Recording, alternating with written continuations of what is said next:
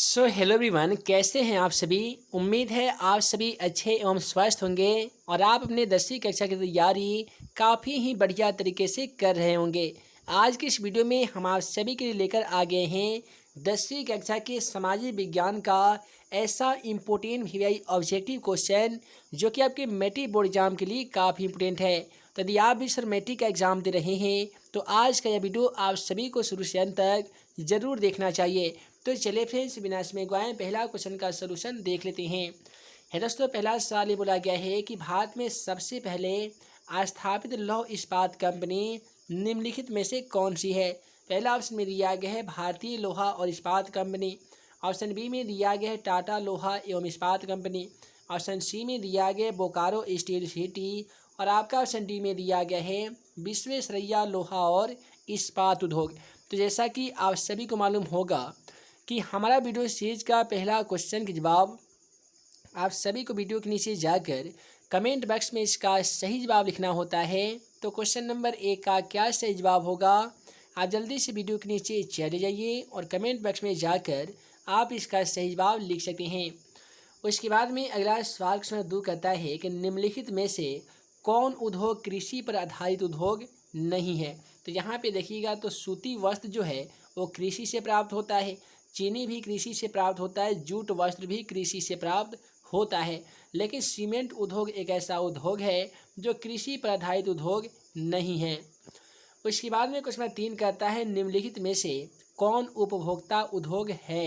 पहला ऑप्शन में दिया जाता है चीनी, सीमेंट, अबरक। और ऑप्शन डी में दिया जाता है लोहा इस्पात। तो दोस्तों याद रखिएगा, उपभोक्ता जो उद्योग है वो ऑप्शन ए है, यानी चीनी एक ऐसा उद्योग है जो उपभोक्ता उद्योग कहलाता है। उसके बाद में क्वेश्चन 4 कहता है कि निम्नलिखित में से कौन छोटे पैमाने का उद्योग है। दोस्तों याद रखिएगा, खिलौना उद्योग एक ऐसा उद्योग है जो छोटे पैमाने का उद्योग कहा जाता है। उसके बाद में आपका क्वेश्चन नंबर 5 कहता है कि भोपाल गैस त्रासदी में किस गैस का रिसाव हुआ था। दोस्तों आप सभी को बता दें कि भोपाल में एक बहुत ही बड़ी गैस त्रासदी हुई थी, जिसमें कौन से गैसों का रिसाव हुआ था, तो वह हुआ था मिथाइल आइसोसाइनाइड का। याद रखिएगा, भोपाल त्रासदी में मिथाइल आइसोसाइनाइड नामक गैस का रिसाव हुआ था। उसके बाद में अगला सवाल क्वेश्चन 6 कहता है कि स्वर्णिम चतुर्भुज महामार्ग से संबंधित नगर कौन सा है। दोस्तों याद रखिएगा, स्वर्णिम चतुर्भुज महामार्ग से संबंधित जो नगर है उस नगर का नाम है चेन्नई, जो कि ऑप्शन डी में दिया गया है। अतः क्वेश्चन का सही जवाब ऑप्शन डी हो जाएगा। उसके बाद में अगला सवाल क्वेश्चन 7 कहता है कि भारत का सर्वाधिक विदेशी व्यापार किस मार्ग के द्वारा किया जाता है। बहुत ही इंपॉर्टेंट सवाल है, मैट्रिक एग्जाम पेपर में ऑलरेडी ये क्वेश्चन पूछा जा चुका है। दोस्तों याद रखिएगा, भारत का सर्वाधिक यानी सबसे अधिक विदेशी जो व्यापार किया जाता है वो समुद्री मार्ग से किया जाता है। बहुत सारे बुक में देखिएगा तो वहाँ पे आंसर मिलेगा वायु मार्ग, जो कि गलत हो जाएगा। क्वेश्चन का सही जवाब ऑप्शन सी हो जाएगा, समुद्री मार्ग। उसके बाद में अगला सवाल क्वेश्चन 8 को देखिए कि पक्की सड़कों की लंबाई की दृष्टि से प्रथम स्थान पर कौन सा राज्य है। दोस्तों याद रखिएगा, पक्की सड़कों की लंबाई के दृष्टिकोण से भारत का जो सबसे आगे वाला जो राज्य है ना, वह है महाराष्ट्र। क्योंकि महाराष्ट्र में सबसे ज़्यादा पक्की सड़कें वो भी ज़्यादा लंबाई में पाई जाती है। उसके बाद में यहाँ पे क्वेश्चन 9 को देखिए। क्वेश्चन 9 कहता है कि नागपुर सड़क योजना के अंतर्गत सड़कों को कितने भागों में बांटा गया है। दोस्तों याद रखिएगा, नागपुर सड़क योजना के अंतर्गत सड़कों को कुल 6 भागों में बांटा गया है। तो यहाँ पे क्वेश्चन का सही जवाब ऑप्शन बी हो जाएगा, 6 भागों में। उसके बाद में अगला सवाल क्वेश्चन 10 कहता है कि भारत का कुल कितने डाक क्षेत्रों में बांटा गया है, यानी भारत को लगभग कितने डाक क्षेत्रों में बांटा गया है। दोस्तों भारत को लगभग 8 डाक क्षेत्रों में बांटा गया है, जो कि ऑप्शन डी में है। अतः क्वेश्चन का सही जवाब ऑप्शन डी हो जाएगा। उसके बाद में अगला सवाल क्वेश्चन 11 को देखिए। क्वेश्चन 11 कहता है कि बिहार में कुल कितने अधिसूचित क्षेत्र में वन का विस्तार है, यानी बिहार में कुल ऐसे कितने क्षेत्र हैं जहाँ पे अभी भी वन का फैलाव है, वन का विस्तार है। तो हो जाएगा 6374 किलोमीटर, यानी 6374 किलोमीटर ऐसे क्षेत्र हैं बिहार में जहाँ पे अभी भी वन क्षेत्र विद्यमान है। उसके बाद में क्वेश्चन 12 कहता है कि बिहार में नहरों द्वारा सबसे अधिक सिंचाई किस जिले में की जाती है। दोस्तों याद रखिएगा, बिहार के रोहतास एक ऐसा ज़िला है जहाँ पे नहरों के माध्यम से सबसे ज़्यादा मात्रा में सिंचाई की जाती है। यहाँ पे क्वेश्चन का सही जवाब ऑप्शन सी हो जाएगा, रोहतास। उसके बाद में अगला सवाल क्वेश्चन 13 कहता है कि बिहार में नहरों द्वारा सर्वाधिक सिंचाई, ये तो हो ही गया है, कहाँ पे होती है दोस्तों, तो रोहतास में। उसके बाद में कि बिहार में कितने प्रतिशत क्षेत्रों में खेती की जाती है दोस्तों याद रखिएगा, बिहार में लगभग 60% ऐसे क्षेत्र हैं जहाँ पे अभी भी खेती की जाती है। यही कारण है कि बिहार को कृषि प्रधान राज्य कहा जाता है। बिहार का जो मुख्य आजीविका है ना, वो कृषि पे है, यानी तमाम जो लोग हैं बिहार के, वो ज़्यादातर कृषि पर निर्भर रहकर अपने जीवन यापन करते हैं। उसके बाद में क्वेश्चन 15 में पूछा जाता है कि बिहार के जूट उत्पादन में, तो दोस्तों बिहार की जो जूट उत्पादन हो रही है उसमें काफ़ी मात्रा में वृद्धि नहीं बल्कि गिरावट उत्पन्न हो रही है, जो कि ऑप्शन बी में है। अतः क्वेश्चन का सही जवाब ऑप्शन बी होगा, बिहार के जूट उत्पादन में गिरावट हो रही है। उसके बाद में अगला सवाल क्वेश्चन 16 को देखिए कि पर्वतीय छायाकरण भूमि में भू आकृतियों पर किस दिशा से प्रकाश पड़ने की कल्पना की जाती है। दोस्तों याद रखिएगा, पर्वतीय छायाकरण विधि में भू आकृतियों पर लगभग यहाँ पे उत्तर से पश्चिम दिशा की ओर प्रकाश पड़ने की चर्चा की जाती है। अगला सवाल यहाँ पे क्वेश्चन 17 क्या कहता है कि उच्चावच प्रदर्शन के लिए हैस्यूर विधि का विकास किसने किया था। दोस्तों याद रखिएगा, उच्चावच प्रदर्शन के लिए हैस्यूर विधि का जो विकास है ना, वो लेहमान ने किया था, जो कि ऑप्शन बी में है। अतः क्वेश्चन का सही जवाब ऑप्शन बी हो जाएगा।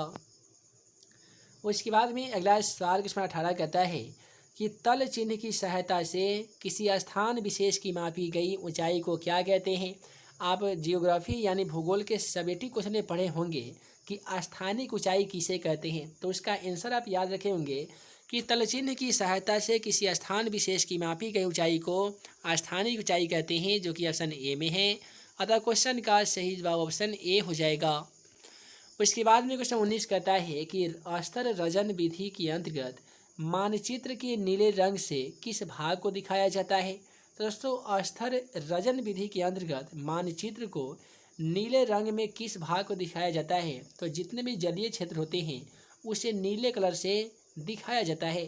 तो यहाँ पे क्वेश्चन का सही जवाब ऑप्शन डी हो जाएगा, जल।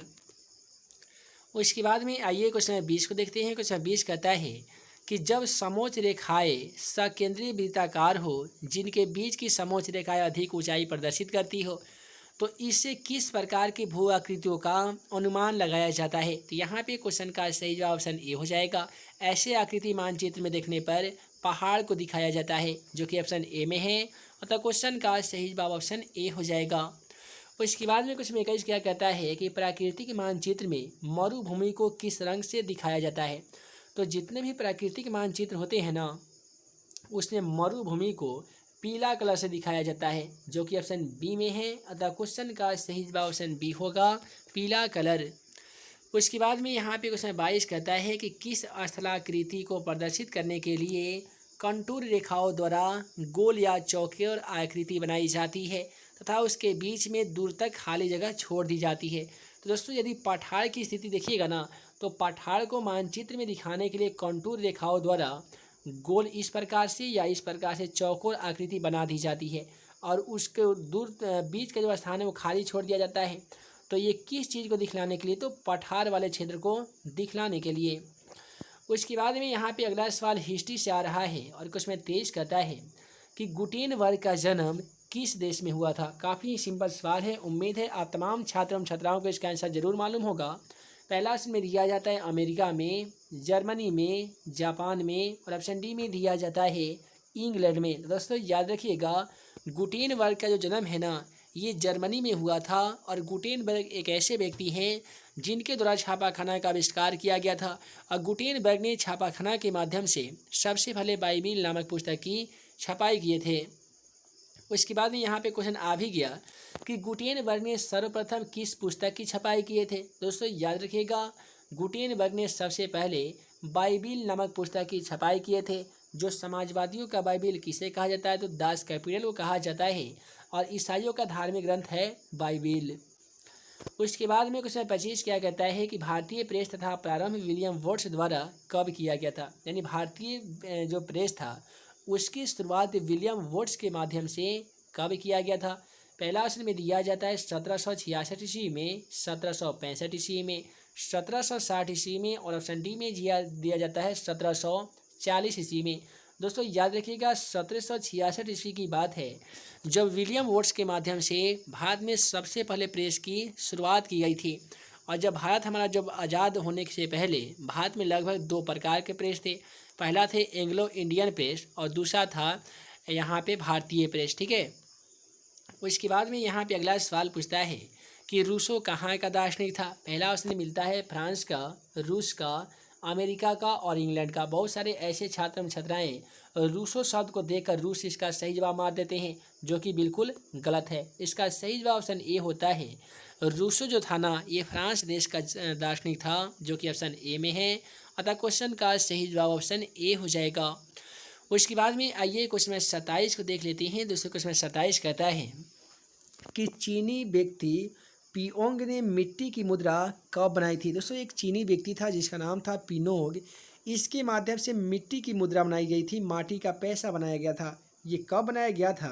तो पहला ऑप्शन में दिया जाता है 1841 ईस्वी में, 1041 ईस्वी में, 1031 ईस्वी में, और ऑप्शन डी में दिया जाता है 1240 ईस्वी में। दोस्तों याद रखिएगा 1041 ईस्वी की बात है जब चीनी व्यक्ति पिनो के माध्यम से मिट्टी की मुद्रा बनाई गई थी। और अब तमाम छात्र एवं छात्राओं को मालूम होना चाहिए कि कागजी मुद्रा का जो प्रचलन है वो सबसे पहले चीन में ही हुआ था और मुद्रा का प्रचलन चीन से ही जारी हुआ था और कागज़ का भी आविष्कार चीन में ही हुआ था। अगला सवाल 13वीं शताब्दी में किसने ब्लॉक प्रिंटिंग के नमूने यूरोप में पहुंचाए थे। दोस्तों याद रखिएगा मार्को पोलो व्यापार करने के क्रम में यूरोप पहुंचा और यूरोप में छापाखाना अपने साथ ले गया। इस प्रकार छापाखाना जो है वो यूरोप में पहुंचा था।